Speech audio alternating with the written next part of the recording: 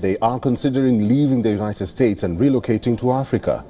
Those who've made the move cite the need to connect with their history and find a better life. And while Trump's not a direct reason to leave, they say the political environment is. Here's a report. Reciprocal tariffs. Tremendous tariffs. Reciprocal tariff rate. The tariffs. April 4th. Liberation Day. President Donald Trump unveils his giant tariffs board, and just like that, the global economy flips. Tariffs are back.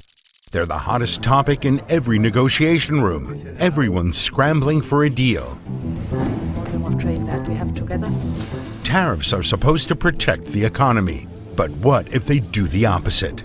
The value of the US dollar is after she left Jamaica, where she was born. I don't think we are really welcome there, just to work and put money in their pockets.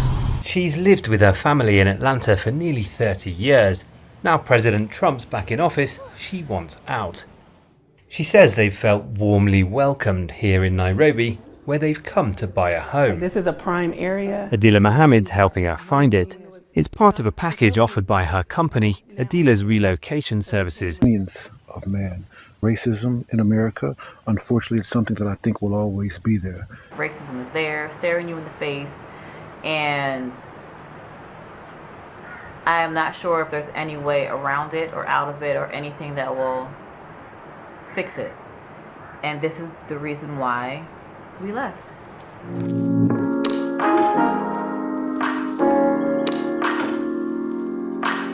Brothers and sisters, sons and daughters of the soil, the story I bring to you today is one that will echo through the corridors of history, a story that shakes the very foundations of America's image as the so-called land of opportunity, a story of courage, of awakening, of return, over 300,000 African Americans. Doctors, engineers, teachers, farmers, artists, entrepreneurs, and entire families have turned their backs on the United States of America and crossed the Atlantic. Not in chains as their ancestors were once forced to, but in freedom, in power, and in determination to reclaim their destiny in Africa. For centuries, America told them they were free while shackling them with invisible chains.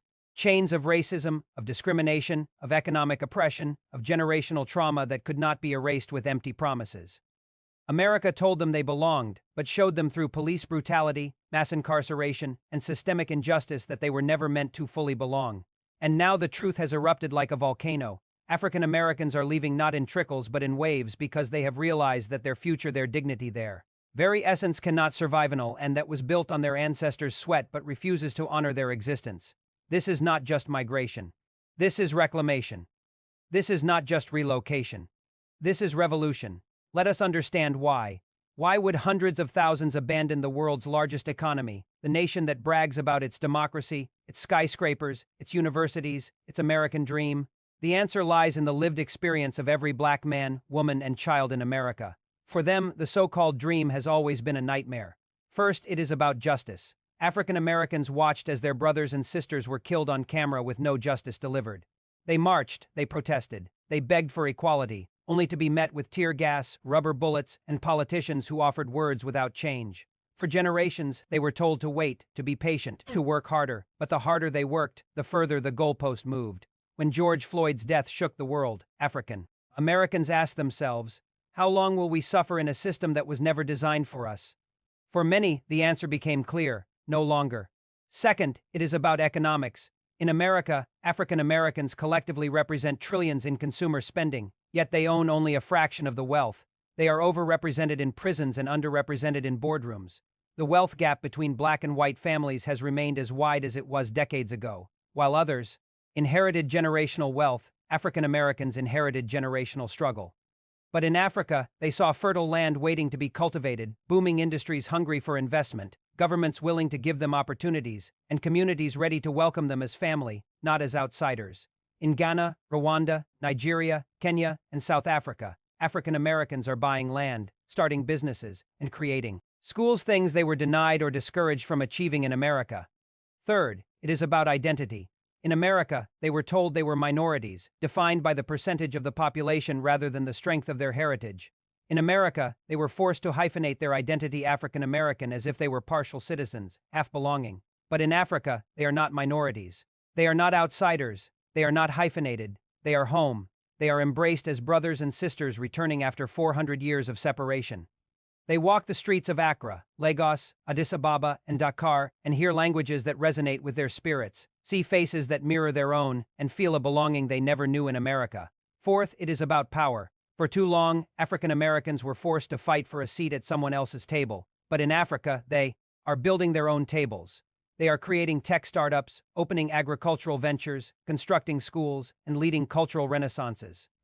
They are not begging for inclusion. They are shaping the future, and let us speak the raw truth. America is terrified because every African American who leaves is not just a number. They are a mind, a skill, a talent, an economic force. America built its empire on the backs of black labor, and now, as African Americans take that labor back to Africa, the empire begins to tremble. America knows that if millions more follow, its economy will collapse, its cultural dominance will fade, and its moral hypocrisy will be exposed to the world. Do not underestimate the power of this exodus. The United States lost billions when manufacturing jobs moved overseas. It lost influence when nations rejected its dominance. But nothing frightens America more than losing its African American population, because they are not just workers, they are the heartbeat of American culture, from music to sports, from politics to science. Remove that heartbeat and America flatlines. Already, the impact is visible. African American doctors in Ghana are building hospitals that serve thousands. Teachers from Atlanta are opening schools in Lagos. Tech engineers from California are creating companies in Nairobi. Farmers from Mississippi are cultivating land in Uganda. Artists from New York are transforming Accra into a global cultural capital. Every departure weakens America while strengthening Africa. And this is only the beginning. Estimates suggest that millions more are considering the move. Flights to Accra and Lagos are booked solid during the year of return celebrations. African embassies in Washington and New York are overwhelmed with applications. Communities of African Americans are sprouting across the continent, new cities of returnees building homes, businesses, and futures. This wave is not temporary. It is permanent, because once you taste freedom, you never go back to chains. Once you find belonging, you never return to exile. Once you build in your homeland, you never again seek validation in foreign lands, and make no mistake. This exodus is reshaping Africa itself, with the skills, capital, and experiences of returnees. Africa is accelerating at lightning speed. Entire industries are being transformed by African Americans who bring both knowledge and passion. They are bridging the diaspora with the continent, uniting a people once divided by slavery into a force too powerful to ignore. Meanwhile, America scrambles. Politicians beg them to stay, offering hollow promises of reform. Corporations panic as loyal consumers vanish. Universities lose brilliant students. Sports leagues tremble as athletes relocate. The U.S. media spins narratives, calling Africa unstable, dangerous, poor, in a desperate attempt to slow the tide. But the truth is too strong, the awakening too deep. For centuries, Africa's sons and daughters were stolen, exploited, and scattered. Now they are returning, not as slaves but as conquerors, not as broken people but as builders, not as victims but as visionaries. This is not just history coming full circle. It is history correcting itself. Brothers and sisters, understand the gravity of this. The world is witnessing a reversal of one of the greatest crimes in history. The slave ships carried millions away. Today, the flights carry them back. The plantations once bound them in chains. Today, fertile African soil offers them land to own, to till, to prosper. The whips once store their backs. Today, Africa's embrace heals their wounds. So let America tremble. Let Wall Street panic. Let Washington scramble. Because the tide has turned, over 300,000 have already left. Millions more will follow. And when they do, Africa will rise like never before, and America will finally face the truth that no empire can thrive forever on the oppression of a people who have rediscovered their power. This is why African Americans are leaving. This is why America is panicking. And this is why Africa is winning. The story of more than 300,000 African Americans abandoning the U.S. for Africa is not an isolated episode. It is the spark of a firestorm that is rewriting the global balance of power. What the world is witnessing is not simply a migration. It is a transfer of energy, wealth, and genius from the West back to Africa. And this continuation must be told, because the ripples are spreading faster than America ever imagined. After the first wave of departures, African governments began rolling out the red carpet. Ghana extended the right of abode laws even further, giving automatic residency and land access to African Americans willing to invest in agriculture and technology. Rwanda, known for its innovation and order, offered tax holidays and startup hubs exclusively for returnees. Nigeria opened doors to its booming entertainment and tech industry. recognizing that African American creatives and engineers could fuse diaspora brilliance with African ambition. This created a tidal wave. Suddenly, young African Americans who once felt cornered in Chicago, Los Angeles, or Baltimore saw themselves as global players. The young black entrepreneur who once battled for a small loan in the U.S. could now walk into a bank in Accra and be offered land for agro-business. The engineer rejected from Silicon Valley for lack of cultural fit was now coding from Nairobi, leading African-designed apps that reached millions of people. The nurse overlooked in American hospitals now ran clinics in Addis Ababa, saving lives and earning respect. And the cultural impact was staggering in Lagos, Accra, Dakar, and Cape Town. African-American musicians blended hip-hop with Afrobeats, creating new sounds that swept across continents. Fashion designers mixed African prints with Western cuts, launching global brands. African-Americans were not simply returning to Africa. They were merging worlds, creating a new civilization that stood on African soil but spoke to the entire planet. But with every success in Africa came a collapse in America. Cities like Detroit, Atlanta, and Philadelphia began to feel the exodus. Businesses that once depended on African-American consumers saw empty stores. Churches lost congregations. Universities lost applicants.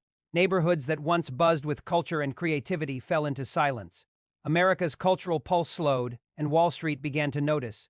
African Americans represent over $1.6 trillion in annual consumer spending in the U.S. That is more than the GDP of many nations. But as more families left and more capital was redirected into Africa, U.S. corporations began bleeding. Retail giants reported declining sales. Banks watched millions in deposits vanish. Fast food chains shut down locations. The fear was no longer hidden. The financial elite admitted behind closed doors that America could not afford to lose its black population. The U.S. government, too, scrambled. Think tanks produced panicked reports, warning of a diaspora, a brain drain that could devastate sectors from healthcare to education. Politicians, who once ignored African American demands, now pleaded publicly for reforms. They promised to fix police brutality, to close the wealth gap, to offer reparations.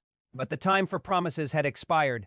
The people had moved on, and the betrayal ran deeper than economics. For centuries, African Americans fought America's wars, built its cities, played on its fields, sang on its stages, marched for its democracy. They gave America its culture, its global cool, its conscience. And how were they repaid? With systemic violence, with prisons, with glass ceilings. So when the exodus began, it was not just about opportunity, it was about dignity. Africa understood this. That is why leaders embraced them not as foreigners, but as family. African presidents welcomed them at airports, draped them in traditional cloths, and declared them sons and daughters of the soil. Unlike America, Africa did not ask them to erase their heritage. Africa celebrated it. Unlike America, Africa did not reduce them to minorities. Africa raised them as leaders. Unlike America, Africa did not fear their power. Africa needed it. And as this partnership deepened, a new economic empire was being built. African Americans poured billions into Africa's agriculture, creating food security and export industries.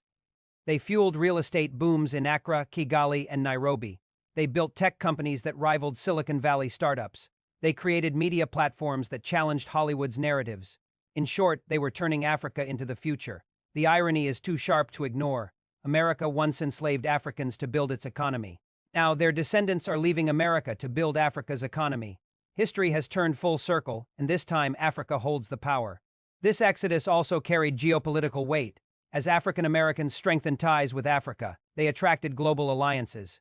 China, already Africa's largest investor, began collaborating with African American entrepreneurs. Russia offered energy deals. Middle Eastern nations invested in infrastructure, and America was left out. For the first time, Africa was not begging Washington for aid, it was rejecting U.S. loans, U.S. military bases, and U.S. corporations. African Americans became the bridge between Africa and the world. With their U.S. passports, business knowledge, and global networks, they negotiated deals that bypassed American institutions. They helped Africa trade directly with Asia, Europe, and Latin America. They broke America's monopoly on African resources, opening new markets for African goods. But perhaps the most powerful shift was psychological. African Americans, once told they had no history, no culture, no place in the world, now stood proudly in Africa, teaching their children that they came from greatness. The children who once grew up fearing police sirens now grew up running on African soil, surrounded by people who looked like them, leaders who spoke for them, and opportunities that belonged to them. A generation was being reborn. Meanwhile, America entered panic mode. With every departure, its image as a melting pot cracked. With every loss, its hypocrisy grew louder. How could the land that preached freedom be abandoned by the very people it enslaved for centuries? How could the self-proclaimed beacon of democracy lose its brightest stars to a continent it once mocked as underdeveloped? The embarrassment was global. European allies whispered that America was losing its moral authority. African nations laughed at U.S. arrogance. Asian powers celebrated the shift. The tables had turned and America had become the desperate one. But make no mistake, this is only the beginning. Analysts now predict that within the next 2 decades, millions more African Americans will relocate to Africa. Entire industries in the U.S., from entertainment to sports to education, will collapse under the weight of their absence. And Africa, empowered by the return of its diaspora, will emerge as the fastest-growing power on Earth. This is not migration. This is liberation. This is not abandonment. This is a homecoming. The final message is clear. Africa is no longer waiting for the world to respect it. Africa is demanding it. And with the return of its sons and daughters, Africa is rising, unstoppable, undeniable, unbreakable.